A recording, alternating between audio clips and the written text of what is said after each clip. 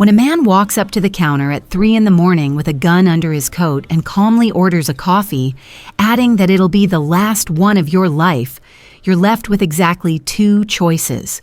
Brew it perfectly, or don't live to see sunrise. I chose the first and lost my freedom in the process.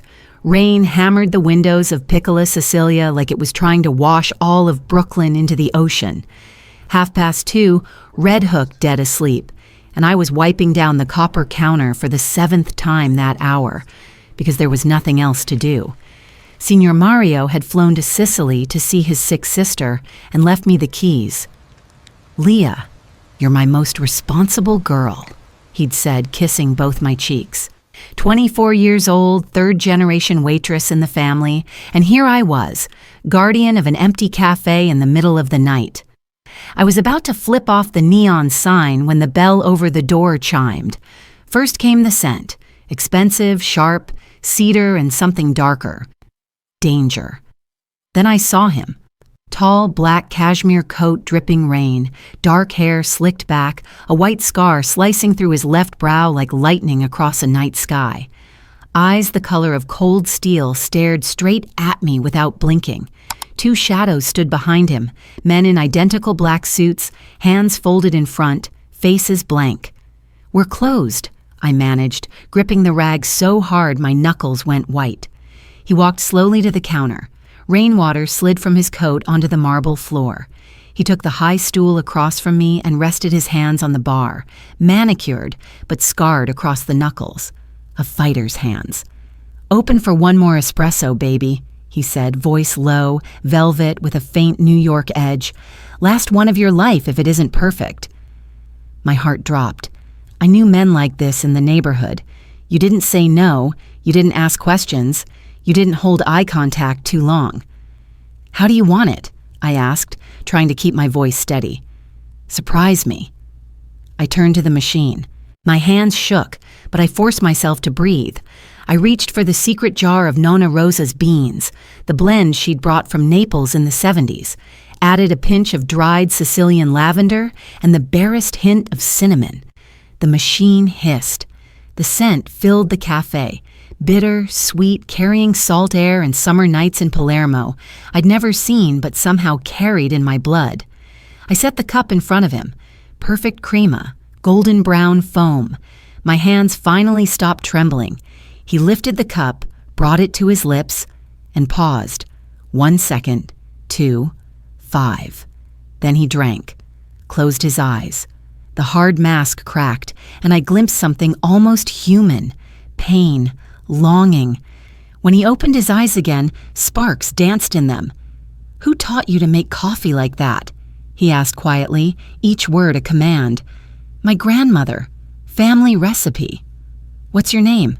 "Leah. Leah Russo." Something flickered in his gaze. Recognition? Impossible. We'd never met. He pulled a thick stack of hundreds from an inside pocket and laid it on the counter without counting. More than I made in a month. "You're coming with me. Now." "What? No, I'm not." He stood, stepped closer.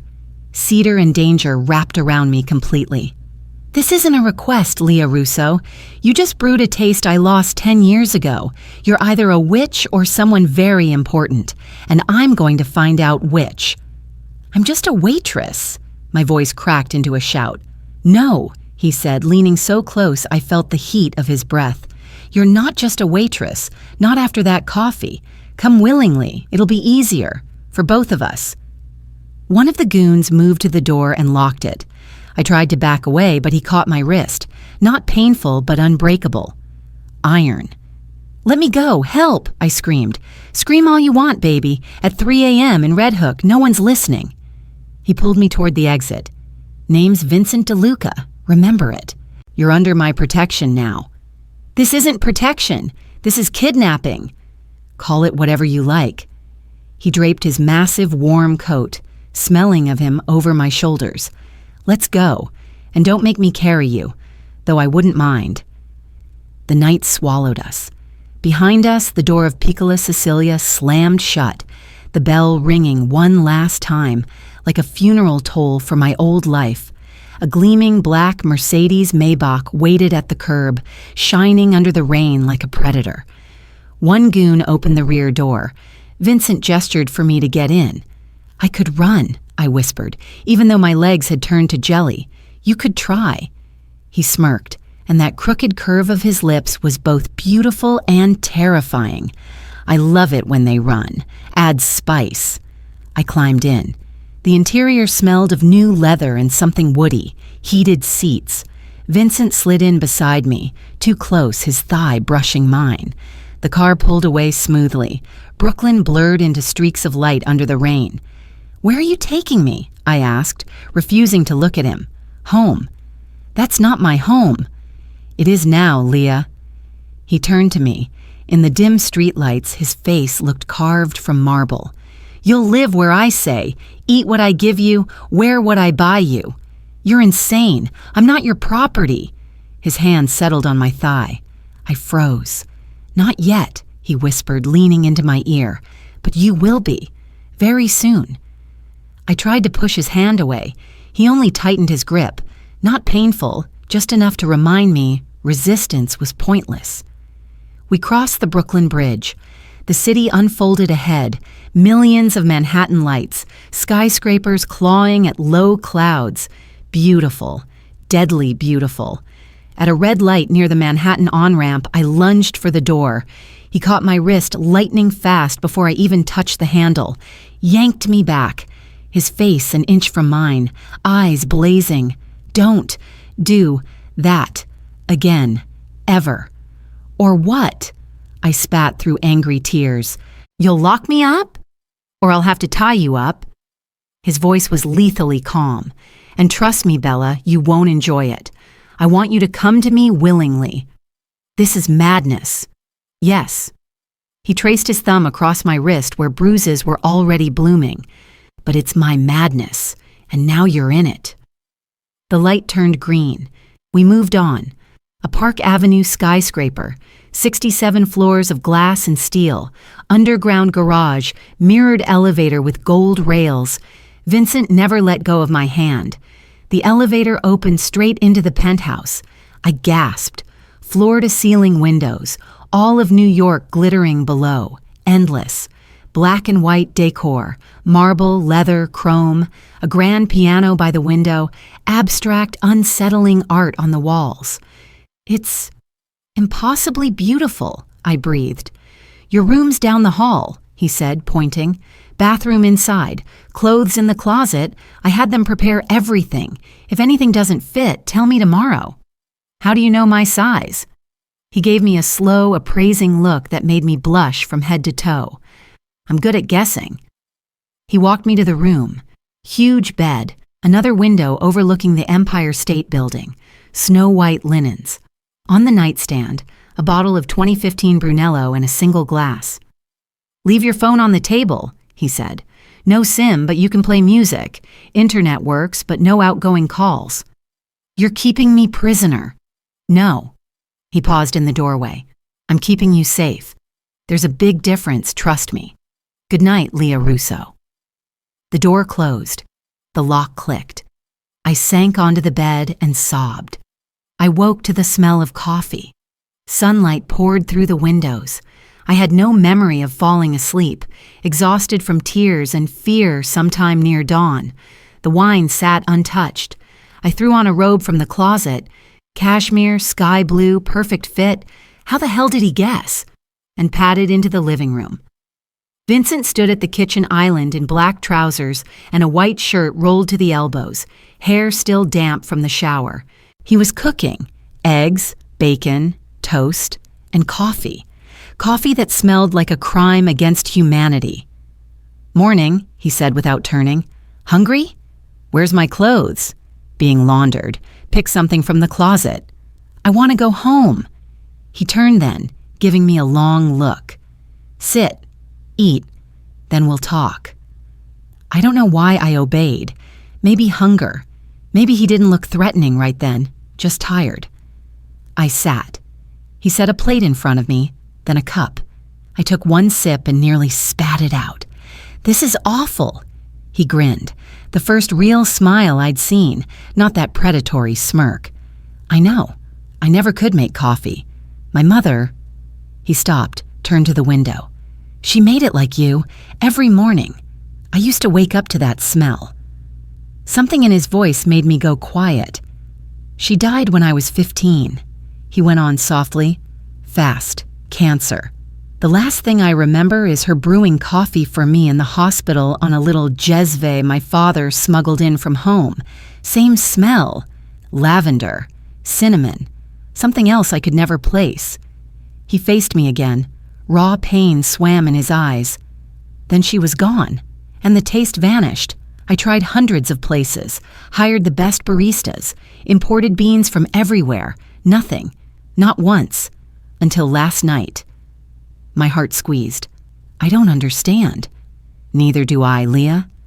He stepped closer, sat beside me. That's why you're here. I need to know who you are, how you know that recipe, why your eyes are hers. He pulled out his phone, showed me a photo.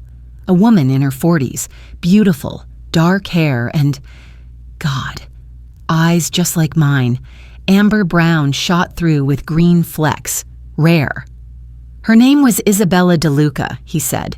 Born in Naples, came to New York in '84, married my father, had me, died in 2009. My grandmother was also named Isabella, I whispered. Isabella Marino, also from Naples, came in the 70s. Silence fell like an axe. Maiden name? He asked hoarsely. Marino. She married Giovanni Russo, my grandfather. He stood, paced, raked a hand through his hair. Marino. Marino, he muttered. Mom never talked about family in the States, but she had a sister. Older sister. They fought over something back in Italy. Mom refused to speak of her. The world tilted. You think... I think we might be related. He looked at me, and something new softened his gaze. Not lust, not control, tenderness. Cousins, maybe further removed, but there's a connection. How else do you explain the recipe? It's passed down through generations. I had no words. I'm not letting you go, Leah, he said gently but firmly. Not until I know the whole truth, but I swear I won't hurt you. You're safe here. Always. What if I want to leave? Give me a week, 1 week. If after 7 days you still want out, I'll let you go, with apologies and compensation for the inconvenience. He held out his hand. Deal? I looked at his hand, then his face, the scar, the tired eyes. A man who'd lost his mother and carried the wound like a second heart. 1 week, I whispered and shook it. His fingers closed around mine, warm, strong, surprisingly gentle. 1 week, he echoed, long enough for you to realize you don't want to leave. And I felt the ground vanish beneath me. The next 2 days were strange. Vincent disappeared for long stretches. Business, he said vaguely. I stayed in the penthouse, sometimes with a guard at the door, sometimes alone. He sent food from the city's best restaurants, bought every book I'd ever mentioned, even brought an easel and paints when he learned I used to paint. You don't have to, I said when he carried in the huge box of supplies. I know, he said it by the window. But I want to. I see you getting restless. I miss my freedom. You'll have it soon. His fingers brushed my cheek, fleeting, almost accidental. Just not all at once. On the third night, I woke to voices. 2 a.m. I slipped out of my room, pressed myself to the hallway wall. The living room was lit only by the lamp over the table. 4 men sat there. Vincent, his 2 bodyguards, and an older man, silver at the temples, expensive suit. Cardona won't stop, the older man was saying. He's got a warehouse in Newark, but it's a front. The real shipments come through the Elizabeth port. Containers marked medical equipment. Big load next week. Where's the intel from? Vincent asked, voice ice. Paolo. He was at the sit-down. Cardona was drunk, ran his mouth. Paolo's a rat. Could be playing both sides. Possible. But we've got nothing else. Vincent stood, walked to the window, stared out at the city. If it's true, we hit first, before he gets the shipment. Otherwise, he'll have the muscle to start a war. War's coming anyway, Vinny. Then it starts on my terms. Someone spread a map on the table. I saw red crosses, lines, notes. 15 men at the gate, 20 more inside, cameras everywhere, no silent entry. Then we go loud. Vincent straightened. Round everyone up. We leave at dawn. If Cardona wants blood, he'll get it. The meeting ended. The men left. Vincent poured himself a whiskey and sat facing the window. I crept back to bed, but sleep wouldn't come. Port, shipments, war. Those words spun in my head. Who was Vincent, really? I knew he was dangerous. But how dangerous? He left early the next morning, returned just before midnight. I heard the door, fast footsteps, peeked out, and froze. Vincent stood in the middle of the living room, shirt torn, face bruised, dark stain on the shoulder of his coat. Blood. God, what happened? I ran to him. He tried to wave me off, but staggered. Nothing, scratch. That's not a scratch. Sit now. I forced him into a chair, peeled off the coat and jacket. His shirt stuck to the wound. I eased the fabric away. He hissed through clenched teeth. Gunshot. Through and through, still oozing. You need a doctor. No doctors. His hand covered mine. You'll handle it. First aid kit under the bathroom sink. I brought it. Hands shaking, but I breathed steady. Cleaned the wound with antiseptic. He stayed silent, jaw clenched. Bandaged tight. Where'd you learn that? He asked, voice rough. Nana was a nurse. Showed me. Said women in our family always need to know how to stitch a wound. I tied the final knot. Done. Our faces were inches apart. His breath scorched my lips. Something dark and hungry flashed in his eyes. Leah, he whispered, and kissed me. Hard, desperate. One hand buried in my hair, the other circling my waist, crushing me against him. I gasped at the force, but didn't pull away. I kissed him back, fingers digging into his shoulders as every wall crumbled. The kiss was wildfire, a storm, falling into an abyss. When we broke apart, rain still lashed the windows, and the world had shrunk to his mouth, his hands, his heartbeat matching mine. I can't let you go, he murmured against my forehead. Even if you beg, I can't, Leah. I know, I whispered back, and that scares me more than anything. Because I no longer wanted to leave. The next morning, Vincent announced we were leaving. Where? I asked, watching him pack a duffel. Staten Island, old family house, quiet. You'll be safe while I finish things. What things? He gave me a long look. The less you know, the better you sleep. I already sleep badly. I crossed my arms. Vincent, after last night, I deserve to know. He stepped close, cupped my face. There are people who want to hurt me, and through me, you. I won't let that happen. So we're leaving. Today, now. And if I refuse, I'll throw you over my shoulder and carry you to the car. He half smiled, but his eyes were deadly serious. Don't test me, Bella. There's nothing I wouldn't do for your safety. We left an hour later. 3 SUVs, ours in the middle, guards front and back. Vincent held my hand the entire ride.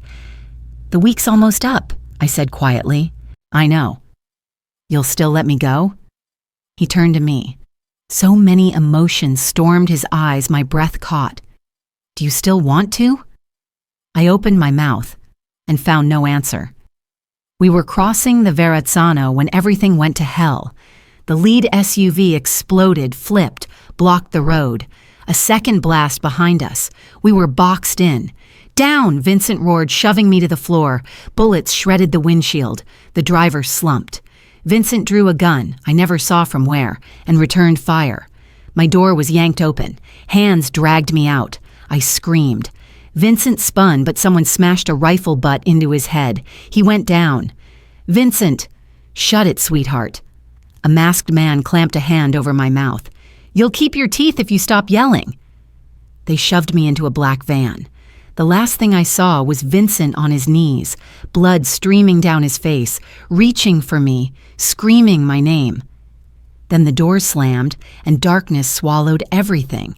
I came to in cold and damp, head splitting, hands zip-tied behind my back. I lay on stone floor that smelled of mold and old wax. I tried to sit. Dizziness spun the room. I leaned against the damp wall and took stock. Basement. Tiny, one-barred window high up letting in gray light. Old church? Monastery? Water dripped in the corner. Voices drifted from upstairs. How long had I been out? An hour? More? The door creaked open. A man stepped in. Tall, broad, expensive gray suit. Silver hair slicked back. Face handsome but cold as marble. 2 guards behind him. "Leah Russo," he said with a faint Sicilian accent. "At last, I'm Salvatore Cardona." I stayed silent, trying not to show fear. He descended the steps slowly, crouched in front of me. Smiled. Smile never reaching his eyes. Pretty girl. Smart eyes. Now I understand why Vinny lost his head. "Let me go," I forced out. "I'm nobody. You don't need me." "Oh, but I do, cara mia." His cold finger traced my cheek. I jerked away. "You're the only thing that will make Vincent DeLuca walk in here and kneel, and I very much need him on his knees, preferably before a guillotine. He'll destroy you." Cardona laughed, the sound echoing off stone. "He'll try, but that's his problem. He feels too much, like his mother. Poor Isabella. Such a kind woman. Shame the illness took her so fast." Something in his tone chilled me. "What did you say?"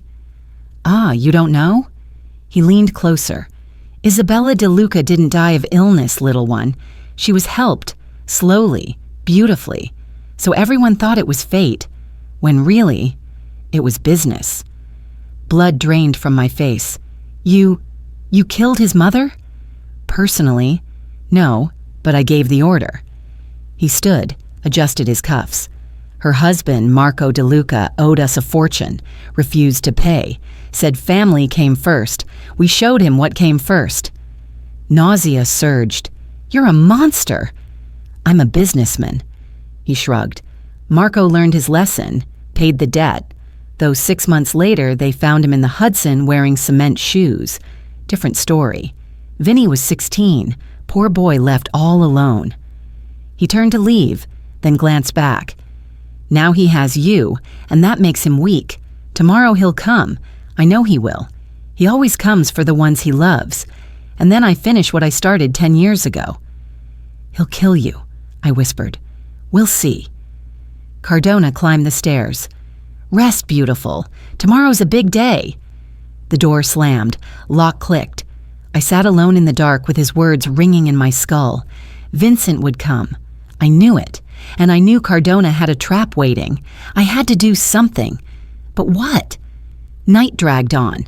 I dozed in fits, jerking awake at every sound. Toward dawn, I heard many footsteps overhead, orders, the clatter of weapons. They were preparing. Gray, rainy light seeped through the window. The door opened. A guard tossed in a bottle of water and bread. "Eat. Boss wants you looking alive." "Where am I?" "Old St. Mary's Church, Jersey. Abandoned 20 years. Perfect for meetings." He smirked and locked the door again. Jersey. Not far from the city. Vincent would find me. But I wasn't afraid for myself. I was afraid for him. Gunfire erupted around noon, first distant, then closer, shouts, explosions, glass shattering. I scrambled to my feet, pressed against the wall. My heart pounded so hard I thought it would burst. Upstairs was hell, commands, curses in Italian and English, bodies hitting the floor. Then silence, deafening silence. Slow, confident footsteps on the stairs. The door flew open. Vincent, covered in blood, someone else's judging by the cold fury in his eyes, face carved from stone, smoking gun in hand, suit torn, cuts, bruises, but alive. Here. Leah. I threw myself at him as far as the ties allowed. He caught me, crushed me to him so hard I couldn't breathe. "Are you hurt? Did he touch you?" If he touched you, I'll go back and kill him again. He rasped into my hair. I'm okay. He just talked. Vincent spun me, sliced the ties with a knife, rubbed my raw wrists, kissed the marks. Sorry, he whispered. Sorry I didn't protect you. Sorry. Vincent, we have to go. There could be more. There aren't. His voice was hollow. No one. He took my hand and led me upstairs. What I saw in the nave made me clap a hand over my mouth to keep from screaming. Bodies everywhere. Blood on ancient pews, shattered stained glass, marble floor. The air reeked of gunpowder and death. Vincent walked through it without releasing my hand, as if afraid I'd vanish if he let go. At the altar stood Cardona, wounded, gun aimed at us, shirt soaked crimson, face pale. How touching, he wheezed. Romeo comes for Juliet. Lower the gun, Salvatore, Vincent said, ice cold. You lost. I lost? Cardona coughed blood, laughed. No, ragazzo. We both lost, because I'm taking her with me. He swung the gun toward me. Everything happened in a heartbeat. Vincent shoved me aside. A shot. I hit the floor, but not at me. Cardona had missed? No. Tall candles stood on the altar, dozens lit for some twisted ceremony. One toppled, rolled. I grabbed it without thinking. Cardona aimed at Vincent for the second shot. I charged and jammed the burning candle into his face with everything I had. He shrieked, clutched his face. The gun clattered away. Vincent raised his. The shot echoed through the church. Cardona dropped to his knees, then face down, still. Silence. Vincent lowered the gun, turned to me. We stood in the ruined church. Blood, smoke, chaos. And he kissed me, desperate, starving, like I was oxygen and he was drowning. I kissed him back just as fiercely, clutching his shirt, pulling him closer until not a millimeter of space remained. Never again, he whispered against my lips. Never letting you go. You hear me? You're mine. Only mine. Yes, I breathed. Yes, Vincent. Yours. Behind us, the church began to burn, fallen candles igniting ancient wood. He scooped me into his arms and carried me through the blazing nave, through smoke and flame, through the ruins of the old world, into the new. The next 2 weeks blurred past. Vincent disappeared for days. Cleaning up loose ends, he said. Left me in the penthouse with 6 guards around the clock. Called every night. Talked for hours. How are you? Always his first question. Missing you, I answered honestly. Soon. Just a little longer, Bella. Promise. Then he came back. Thinner, pale, dark circles under his eyes, but whole. We sat on the couch, me curled against his chest, listening to his heartbeat. The Cardona family is finished, he said quietly. I erased every threat. Anyone who could ever come for you. How many? Don't ask. I lifted my head, met his eyes. Vincent, I don't know who you really are, what you really do, but I know one thing. I love you, and that terrifies me. His eyes widened. Then he smiled, real, warm, the smile I'd only seen a handful of times. I love you too, Leah Russo. From the moment you served me that damned coffee, he kissed my forehead, my nose, my lips, and I swear, from this day on my life changes. For you, for us. What do you mean? I'm out. Completely. Handing everything dark to my deputy. Marco's solid, he'll handle it. I'm keeping only the legit businesses. Restaurants, real estate, investments. I'll be a boring businessman you'll never have to fear. I was never afraid of you, I whispered. I was afraid of losing you. That won't happen. He held me tighter. Now I have a reason to live long and happy. The next day, he drove me to Brooklyn. Piccola Sicilia welcomed us with its familiar scent of coffee and fresh pastry. Signor Mario, back from Sicily, crushed me in a hug that cracked ribs. Leah, my girl! I was so worried. This gentleman explained everything. I glanced at Vincent. He shrugged. I bought the cafe, he said simply. In your name. Mario stays manager, but you're the owner, if you want it. Tears welled. Vincent, you said it was home, family. Now it is, officially. I couldn't hold back the tears. I hugged him right there in the middle of the cafe, ignoring Mario's grin and curious customers. I love you so much, I whispered. I know. He stroked my hair. That's why I want to ask you something. He stepped back, dropped to one knee right there by the counter where it all began, pulled a small box from his pocket. The world stopped. Leah Russo, he said, voice trembling. You gave me back the taste of childhood. You showed me light can exist in darkness. You saved me when I didn't even know I was drowning. Marry me, please. He opened the box. Inside, an antique gold ring, emerald center, surrounded by tiny diamonds. My mother's ring, he whispered. The only thing I have left of her. I always knew I'd give it only to the woman I'd love the way my father loved her. That woman is you, Leah. It was always you. I couldn't speak, just nodded, over and over, tears streaming. He slipped the ring on my finger, perfect fit like it was forged for me. Then he stood and kissed me, while all of Piccola Sicilia burst into applause. A month flew by like a single day. We planned a small wedding, intimate on a rented Hamptons villa for the weekend. Only closest people. His men, now my friends, Mario and his family, a few distant relatives we'd tracked down through Nonna's records. It turned out we really were connected through Vincent's mother. We pieced together the family tree, every discovery a little miracle. Isabella De Luca and my nonna Isabella Marino had been first cousins. They'd fought over the coffee recipe. Nonna believed it should stay with the Marino line. Vincent's mother wanted to pass it to her children. A stupid quarrel that split families for decades. Now we were putting them back together. Vincent kept his word, walked away from the life. He became simply Vincent De Luca, owner of an Italian restaurant empire across New York. I became his partner, handling marketing and menus, pouring my soul into every dish. Piccola Sicilia became our flagship. We expanded the room, refreshed the decor, but kept the heart. The old copper counter, Nonna's machine, family photos on the walls. And every evening we came home to the penthouse, and I brewed him that coffee. How do you do it? He'd ask, arms around me from behind while the machine hissed. Marino family secret, I'd answer with a smile, now also a De Luca secret.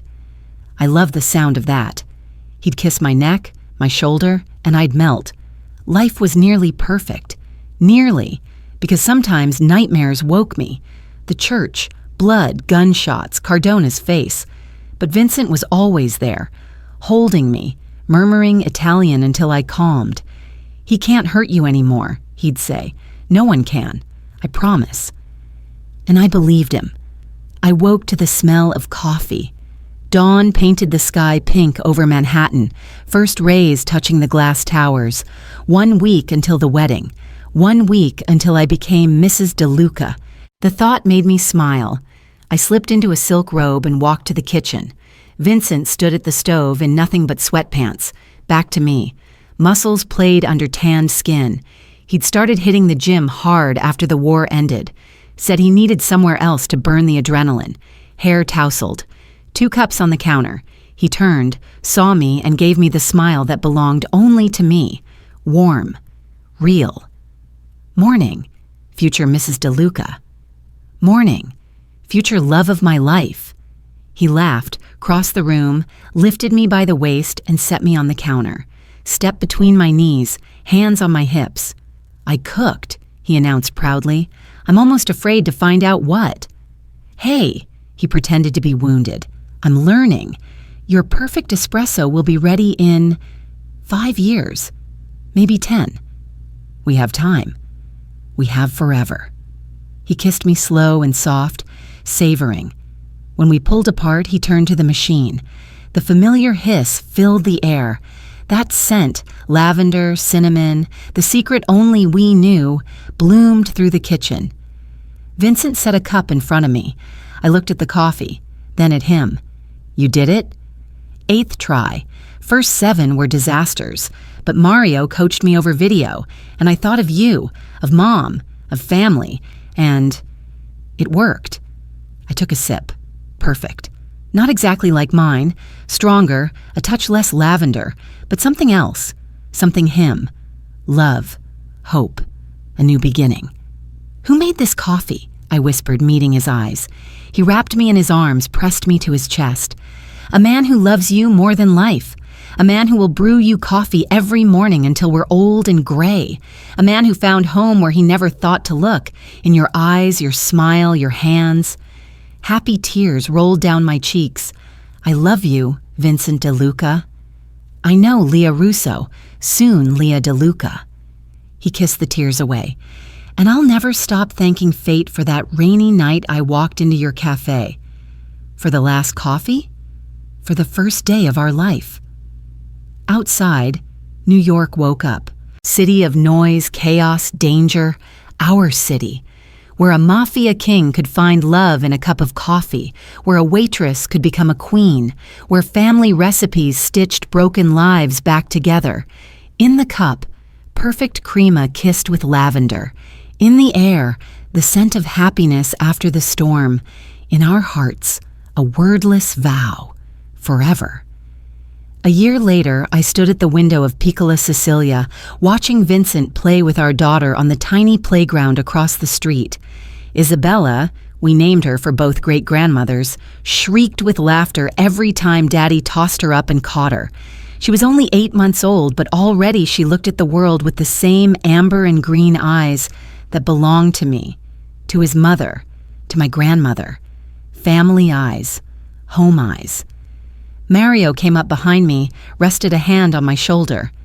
Beautiful family, Leah. The most beautiful, I whispered, heart overflowing. Vincent glanced up, caught my gaze through the glass, smiled, waved. Isabella waved her tiny fist, too. I waved back, and in that moment I understood. This was it. Happiness. Not in money or penthouses with views of the whole city or fast cars.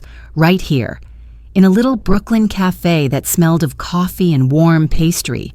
In the man who walked in out of the rain and turned my life upside down. In the daughter who carried the legacy of 2 families healed by love. In a perfect cup of espresso brewed with soul. The bell chimed. Vincent walked in with Isabella on his hip, both cheeks covered in kisses. Someone demands Mama, he said, handing her over. Isabella snuggled into my chest, buried her little face in my neck. Mama, she burbled, one of her first words. My heart clenched with tenderness. Vincent wrapped his arms around us both. We stood in the middle of the cafe, family, whole, happy, alive. Ready for another round of coffee? I asked, looking up at him. Always, he said, kissing the top of my head. But today it's my turn. Sit. I've got this. He went behind the counter. I took our favorite table by the window, Isabella dozing on my shoulder. A few minutes later, Vincent returned with 2 cups, set one in front of me, kept the other. I tasted. Perfect. He'd finally mastered it. Well, he asked, hope in his eyes. The best coffee of my life, I said honestly, because you made it.